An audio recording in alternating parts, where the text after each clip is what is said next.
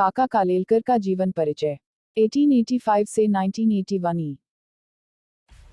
Subscribe कीजिए हमारे channel को और बेल आइकॉन को दबाइए हमारी लेटेस्ट वीडियो सबसे पहले देखने के लिए। जीवन परिचय। काका कालेलकर का जन्म सन 1885 में महाराष्ट्र के सतारा जिले में हुआ था। ये बड़े प्रतिभा संपन्न थे। मराठी इनकी मातृभाषा थी, पर इन्होंने संस्कृत, अंग्रेजी, हिंदी, गुजराती और बांग्ला भाषाओं का भी गंभीर अध्ययन कर लिया था। जिन राष्ट्रीय नेताओं एवं महापुरुषों ने राष्ट्रभाषा के प्रचार प्रसार में विशेष उत्सुकता दिखाई, उनकी पंक्ति में काका कालेलकर का भी नाम आता है।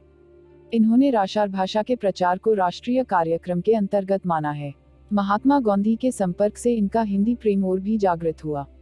दक्षिण भारत, विशेषकर गुजरात में इन्होंने हिंदी का प्रचार विशेष रूप से किया।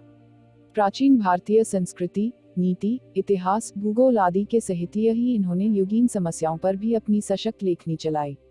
इन्होंने शांति निकेतन में अध्यापक, साबरमती आश्रम में प्रधानाध्यापक और बड़ौदा में राष्ट्रीय शाला के आचार्य के पद पर भी कार्य किए।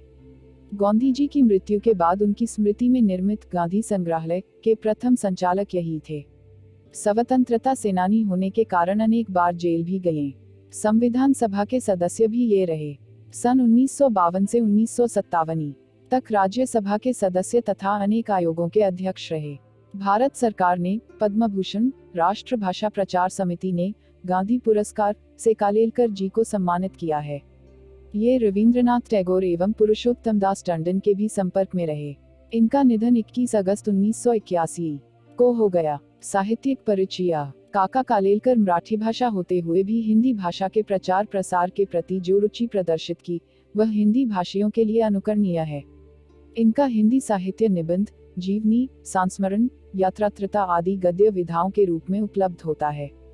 इन्होंने हिंदी एवं गुजराती में तो अनेक रचनाओं का सृजन किया ही, साही हिंदी भाषा में अपनी कई गुजराती रचनाओं का अनुवाद भी किया। इनकी रचनाओं पर अनेक राष्ट्रीय नेताओं एवं साहित्यकारों का प्रभाव परिलक्षित होता है। तत्कालीन समस्याओं पर भी इन्होंने कई सशक्त रचनाओं का सृजन किया। कालेलकर जी की रचनाओं में भारतीय संस्कृति के विभिन्न आयामों की झलक दिखाई देती है।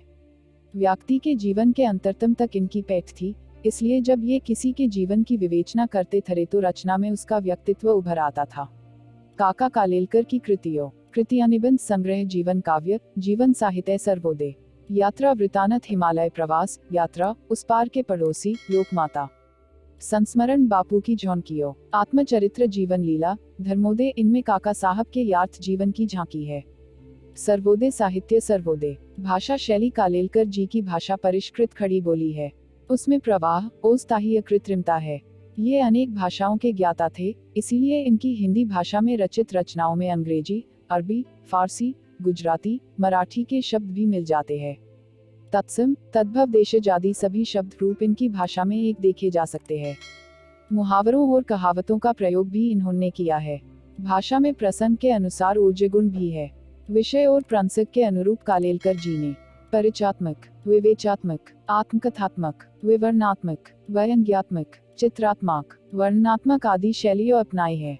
भाषा सरल, बोधगम्य, प्रवाहयुक्त खड़ी बोली। नोट: काका कालेलकर जी शुक्ल एवं शुक्लोत्तर युग के लेखक है।